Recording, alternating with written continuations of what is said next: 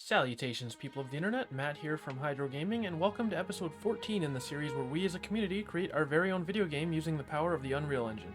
In today's episode, we're going to begin by jumping back into our developer room to revisit our Naked Baby Man test character, and look at some new features that we've implemented into the game. Following this, we'll jump back over to our newest town, Edenvale, and look at some updates we've made to our collision systems to support parkour throughout the game world. If you enjoy this video, please consider liking, sharing, and subscribing.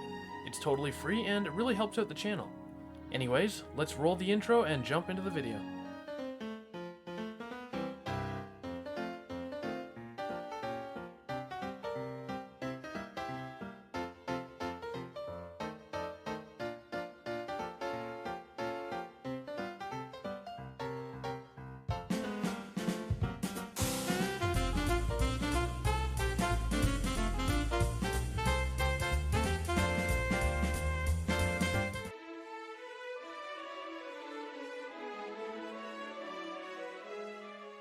Okay, first things first. I know we've glossed over it a few times in the past, but the system is finally getting its own showcase. And only 14 episodes into the series, or 15 if you count episode 0. We're talking about pistols. So, we've showed off rifles and shotguns, but we haven't really gone over pistols in the game.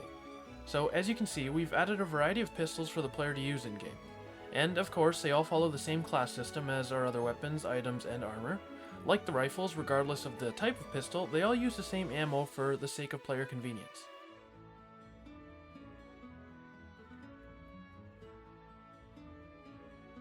One of the reasons it took so long to get to this point was that when the player is holding a pistol, they need to use a completely different set of animations than when they're using a rifle. This is different from the shotgun, where essentially the only things that needed to be changed were the firing and reloading animations. Here we had to implement new animations for running, crouching, proning, shooting, and so on. And yeah, needless to say, it's not something that can be done in just a few hours, especially if you're using a root motion animation system like we are.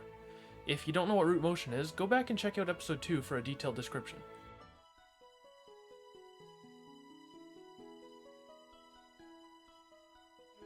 So, if you remember from episode 0, my goal here is to create a gun combat system that feels similar to the one used in the Mass Effect series.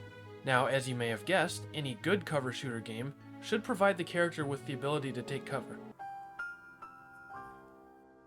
So naturally, that's the next thing I decided to add to the game. I still need to create a system that makes the character return to cover after they pop out to shoot, but with Thanksgiving going on right now, I'm a little short for time. If you're confused about the Thanksgiving thing, just remember, I live in Canada and we have Canadian Thanksgiving.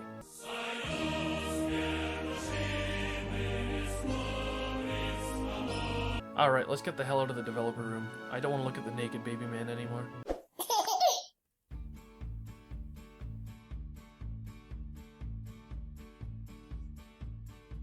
So if you recall back to the episode where we added parkour to the game, the way it works is there's an invisible box in front of our character that detects collision with obstacles and, depending on the height of each obstacle, tells our character whether or not they can climb on or over it.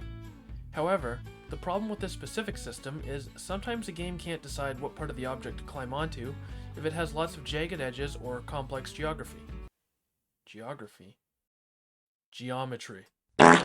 For example, some of the fences that are being used in the game world still have lots of little nooks and crannies on these cross members that join the fence post. We don't want our character to try to grab onto these beams. What we want is for our character to only grab onto the top beam to climb over the fence.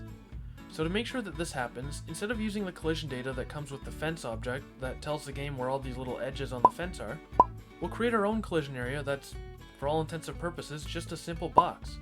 So instead of seeing a complex fence the way that we, the player, do, the collision detection system sees something a little more simple like, again, this plain box.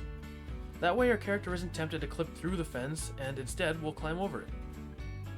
I hope that made sense. It might not have.